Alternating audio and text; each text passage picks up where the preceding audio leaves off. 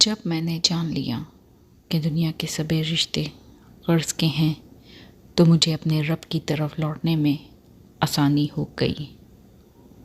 اگر انسان کو تکبر کے بارے میں اللہ کی ناراضگی اور سزا کا علم ہو جائے تو بندہ صرف فقیروں اور غریبوں سے ملے اور مٹی پر بیٹھا کرے۔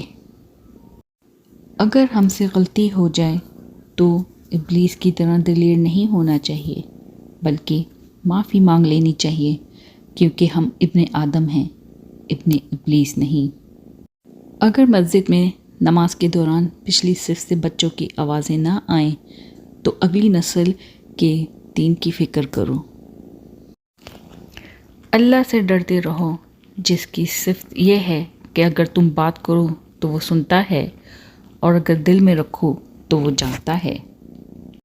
قرآن کی دوستی جو قبر کے اندھیروں سے لے کر پورے صراط کی سختیوں تک آپ کا ساتھ نہیں چھوڑتی ہے۔ اللہ سے ڈرتے رہو جس کی صفت یہ ہے کہ اگر تم بات کرو تو وہ سنتا ہے اور اگر دل میں رکھو تو وہ جانتا ہے۔ پیٹ اور غرور بڑھ جائے تو اپنوں کو گلے لگانا مشکل ہو جاتا ہے۔ جب میں نے جان لیا کہ دنیا کے سبھی رشتے غرض کے ہیں تو مجھے اپنے رب کی طرف لوٹنے میں آسانی ہو گئی۔ دنیا میں ہو سکتا ہے منافق بازی لے جائیں مگر آخرت سچے لوگوں کی کامیابی کا دن ہے۔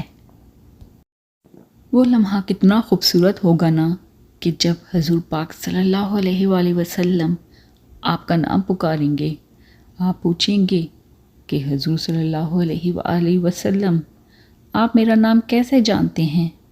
تو وہ مسکرا کر فرمائیں گے تمہارا درود و سلام تمہارا نام لے کر مجھ تک پہنچایا جاتا تھا۔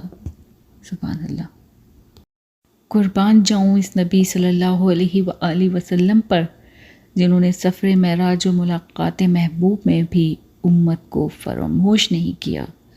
کہا گیا 50 نمازیں، ارد گرد بہشت کی نعمتیں، ملائک کا جھرمٹ، مگر سب فراموش، لب پہ اسرار تو ایک 5 نمازیں، یا اللہ میری امت بہت کمزور ہے۔